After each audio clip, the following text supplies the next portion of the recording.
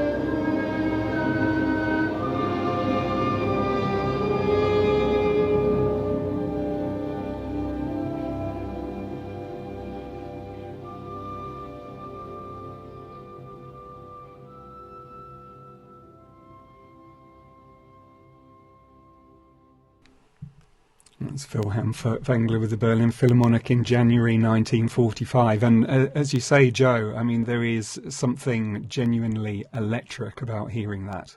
So how do you react to that, Richard? I think I react in two different ways. I react musically because, as you say, there's a sense of the drama of the performance.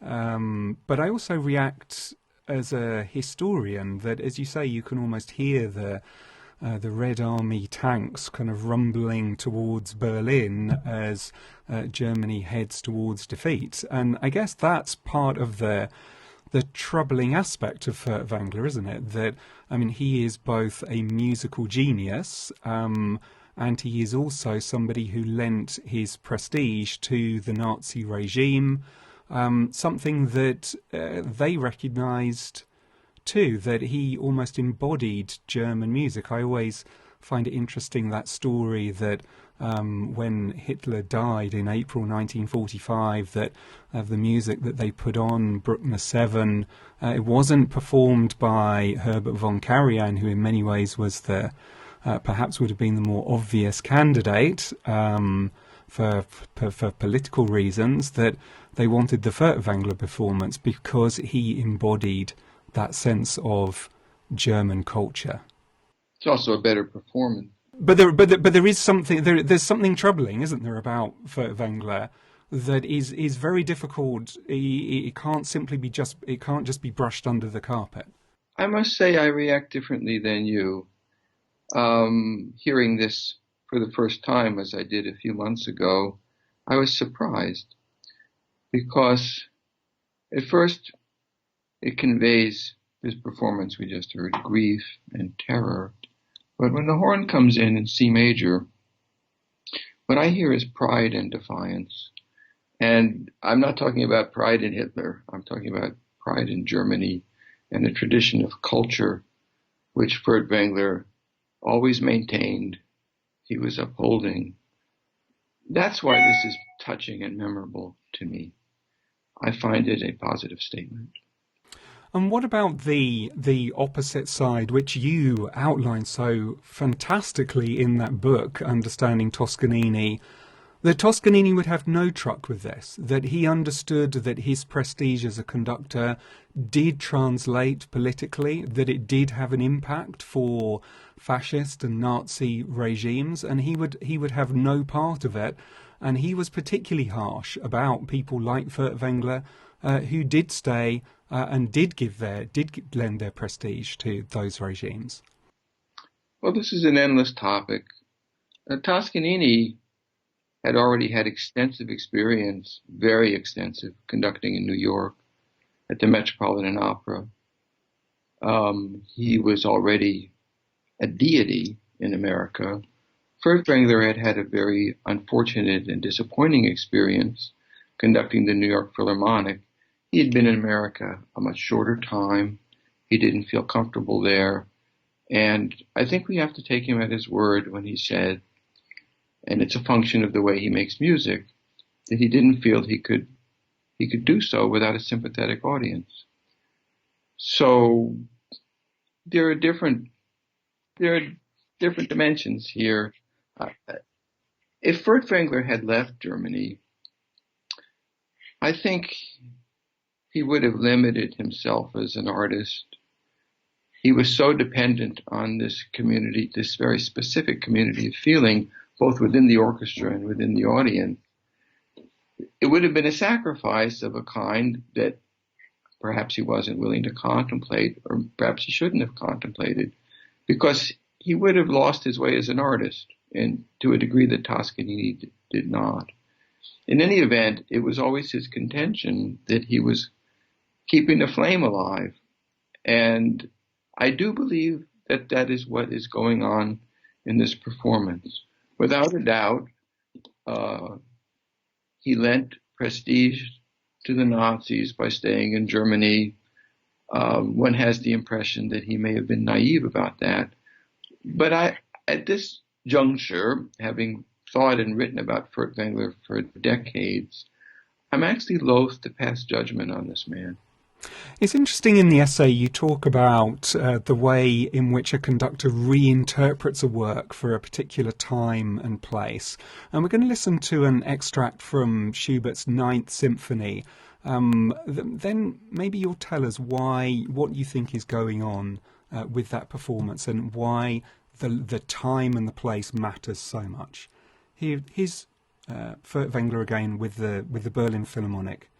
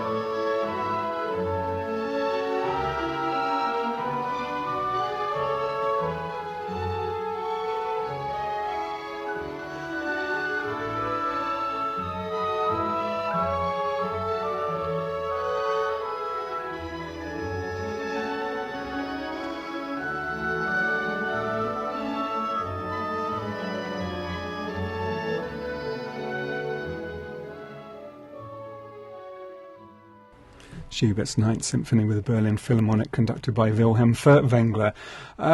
Joe, that astonishing pause in the middle there. So what we just heard was a section from the second movement of the Schubert Nine. The movement is marked andante con moto. Furtwängler's tempo was slower. And as sometimes happens in Schubert, a moment of compulsive energy erupts rather unexpectedly and leads to a silence. In this performance, this moment is magnified in ways that are probably unprecedented. It becomes a juggernaut, and it leads to an abyss of 8 seconds. That's an 8-second pause, and the score shows 3 beats. And Furtwängler needs those 8 seconds in order to calm down and regroup before this consoling tune appears in the low strings. When I played this and shared this performance on the air a few weeks ago with Bill McLaughlin, with whom I regularly do a webcast, he spontaneously described it as a firestorm. I mean, the metaphor that came to mind for him was actually a wartime metaphor. He wasn't looking for a wartime metaphor, but it came right out of his mouth, a firestorm. So this is a performance, I would say, that bears witness to the moment. And that's the genius of Furtwängler that I was trying to describe earlier. Make of it what you will. And I do think that this is not a phenomenon that you can apply to anywhere near the same degree to Toscanini. I'm not trying to say who's better. I'm just saying this is distinctive to Furtwängler's style of performance, that he reinterprets a piece. It does not have a permanent meaning for him. It's a meaning that changes with circumstance, with a changed occasion. It's not fixed notes on a score which are to be literally interpreted or semi-literally interpreted.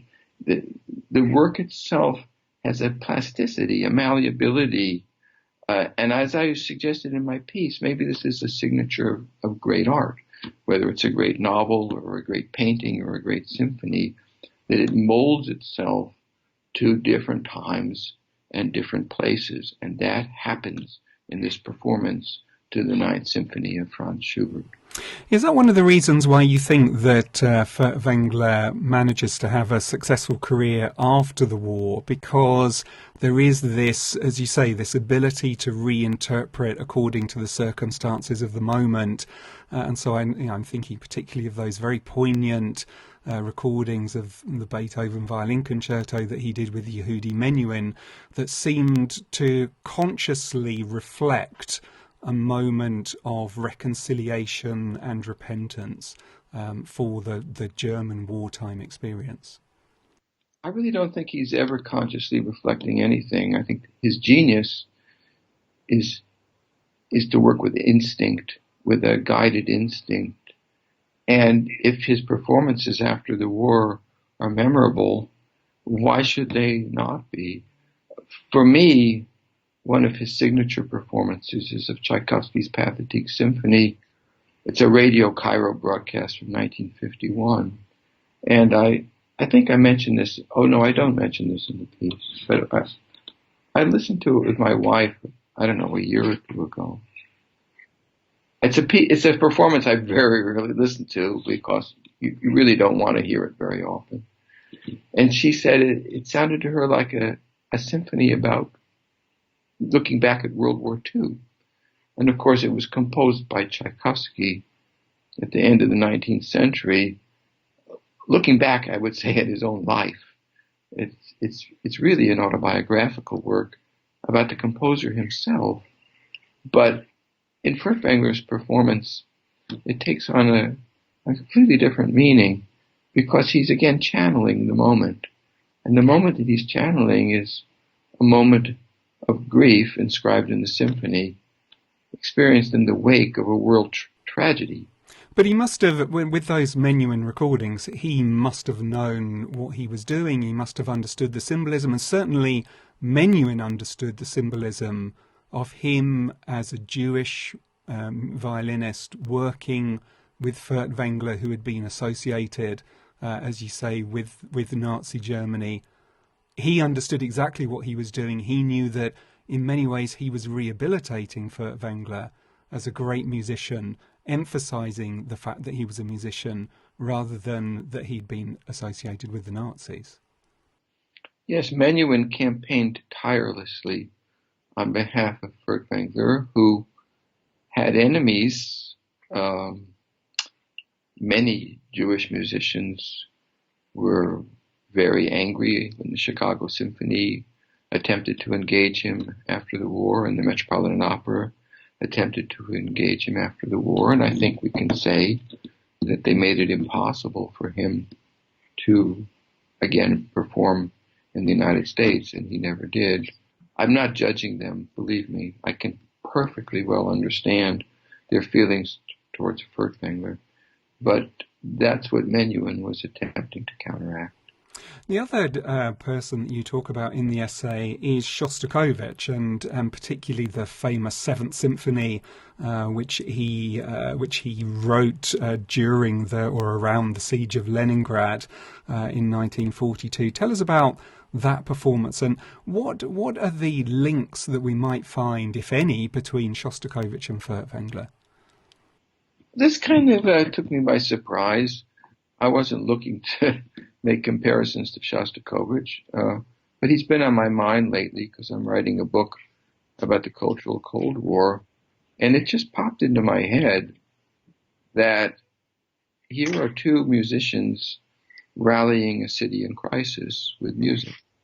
It's Furtwängler rallying Berlin, and Shostakovich, as a composer, obviously, not as a conductor, rallying a city under siege, talking about Leningrad under siege, one of the most traumatic experiences ever endured by a great city. And I feel that they have a kindred capacity, this conductor, Furtwängler, this composer, Shostakovich, to bear witness for a community. I used the metaphor or the expression in my piece that they expressed we rather than I.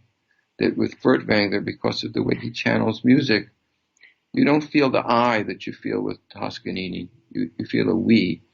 And in Shostakovich's case as well. This isn't Stravinsky saying I. It's Shostakovich saying we. I'm not ranking these composers. I'm not ranking these conductors. I'm just saying they're different types. And the composer who says we and the conductor who says we has a particular pertinence and a particular potency in a moment of crisis. I mean, that brings us rather neatly to the current crisis. What do you think that classical music has to teach us or console us during a crisis like the one that we're going through? And just as importantly, what do you think it means for an artist, for the creative process, living through something like the crisis we're going through now? Well, of course, this question also popped into my head when I wrote my essay for the American Interest. I remembered, and it's something I've thought about a fair amount, that when 9/11 occurred, and I was in Manhattan for 9/11, just as I'm in Manhattan right now, we didn't really have any classical music to express what we were feeling as Americans. We didn't have a Schubert 9 or a Brahms 1 or a Shostakovich 7.